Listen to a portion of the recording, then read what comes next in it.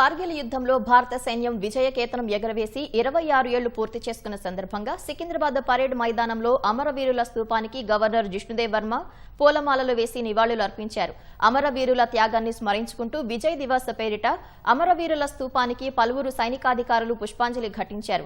విజయ్ దివస్ సందర్భంగా కుత్బుల్లాపూర్ షాపూర్ నగర్లో 5K run నిర్వహించారు. 5K రన్ను బీజేపీ రాష్ట్ర అధ్యక్షుడు రామచంద్రరావు ప్రారంభించారు. అనంతరం కార్గిల్ యుద్ధంలో అమరులైన సైనికులకు నివాళులు అర్పించారు.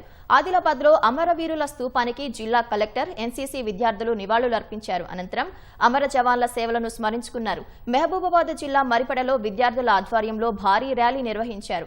అమరులైన సైనికులను స్మరించుకుంటూ కార్గిల్ స్తూపానికి డోర్నకల్ ఎమ్మెల్యే రామచంద్రు నాయక్ పూలమాలలు వేసి నివాళులు అర్పించారు.